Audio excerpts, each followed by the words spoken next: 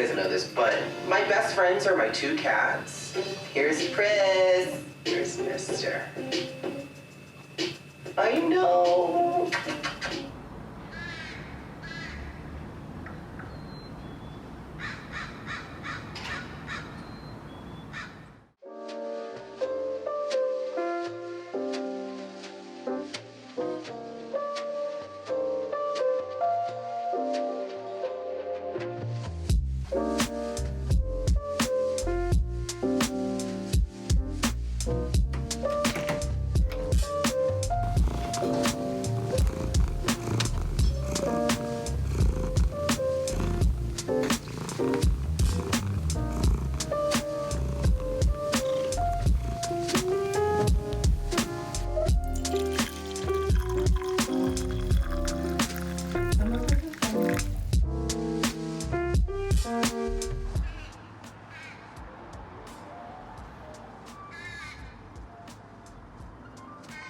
So these are the books that I ordered during lockdown. Most of them are from the Women's Prize long list, and I ordered them through the Book Depository, which has free international shipping, and a lot of them weren't out yet in Canada, so I couldn't get them from independent bookstores here in BC quite yet. So I need to put these away, and these are just some that I had left over at my parents' place. I went to visit them once the lockdown lifted here.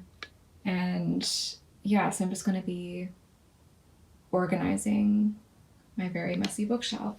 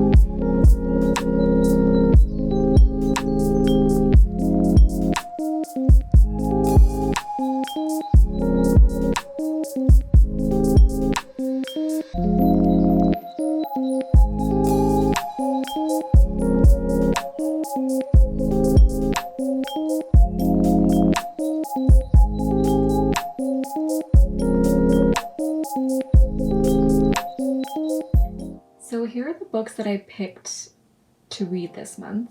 Starting with the classics, the first one is The Talented Mr. Ripley by Patricia Highsmith. This is a classic thriller written in the 50s, and it follows sociopath Tom Ripley as he romps about between Manhattan and Italy. I remember seeing the movie version of this when I was a lot younger, and so I just have this vision of Matt Damon floating somewhere in a boat in the sun. The next book is James Baldwin's Another Country. He is an author that I've been meaning to read for such a long time. This was written in the 60s, and it follows a jazz musician in New York City, and it explores themes of race and sexuality. I read a few pages and it really seemed to capture that claustrophobic atmosphere of summer in the city. Then we have Oranges Are Not the Only Fruit by Jeanette Winterson. I'm doing the Reading Women Challenge this year, which is basically a list of prompts that encourages you to read more women authors. And this is my pick for a book by an LGBTQ author. This is a queer fiction classic. I got it at Gaze the Word when I was in London a few years ago. It follows the story of a teenager coming to terms with her sexuality in an environment of religious oppression. And for another queer read, we have Find Me by Andre Aciman. I read Call Me By Your Name last summer and I loved it so much. His writing really reminds me of Michael Ondaatje, actually, who is one of my absolute favorite authors. And this is the sequel and follows the characters years in the future. The next one is Midnight in the Garden of Good and Evil by John Berendt. This is actually nonfiction / true crime, and it basically follows a cast of eccentric characters around Savannah, Georgia. All I know is that there is a, quote, foul-mouthed black drag queen who features in it, so I cannot wait. Then I have Children of Blood and Bone by Tomi Adeyemi.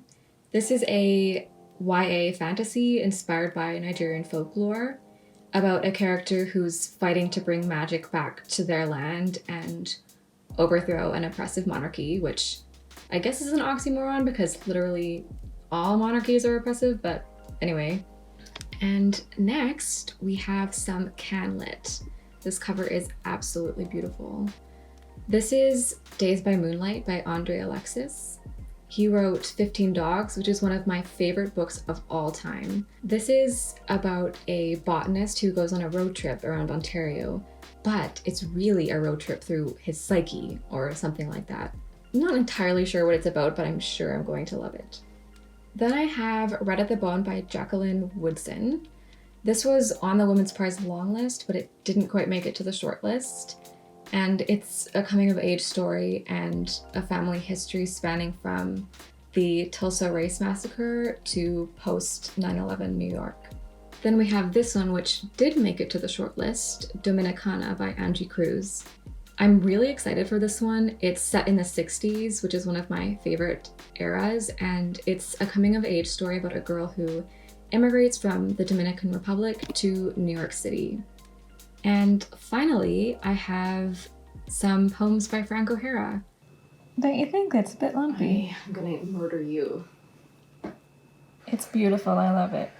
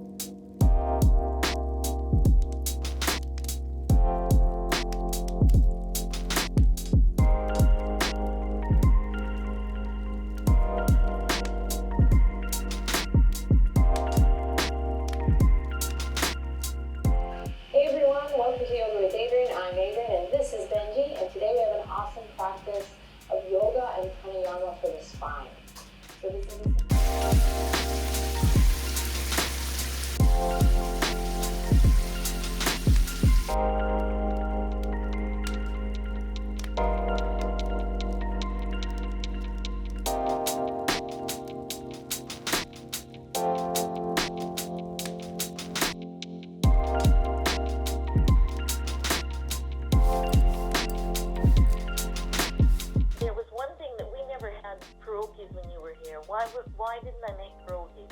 We should have all gotten together and made pierogies. So this afternoon I'm just going to make some jam tarts, and it seems like a really easy recipe. You just need 8 ounces of flour, 4 ounces of butter, a pinch of salt, and some cold water to make the pastry crust. And then of course the jam, you need half a cup of whatever jam you would like. I'm using raspberry.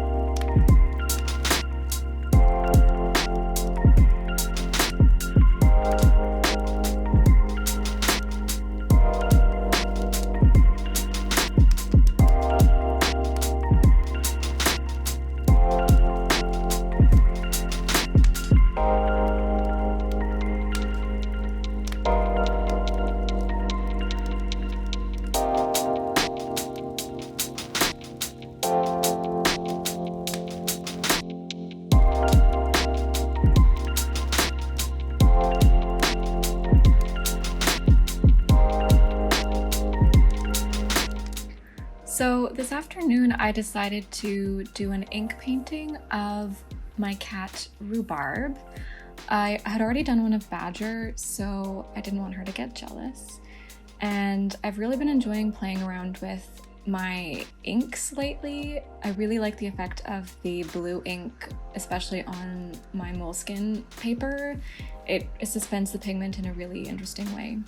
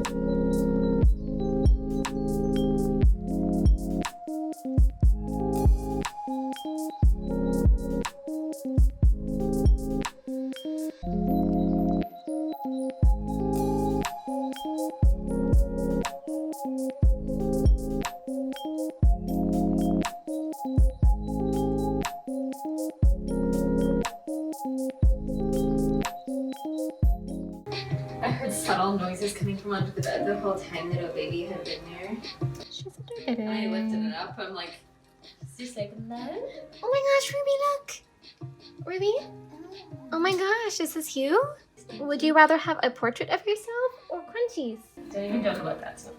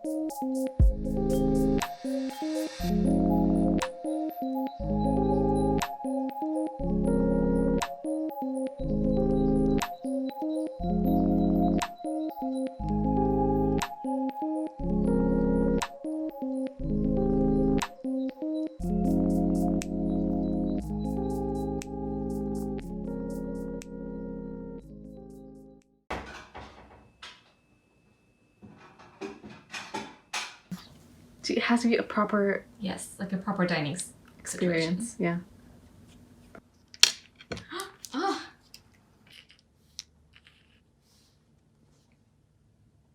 Reggie, come here. Okay. You think it's under the table? Oh my Oh, gosh, good job. that's the first time. Okay, you try.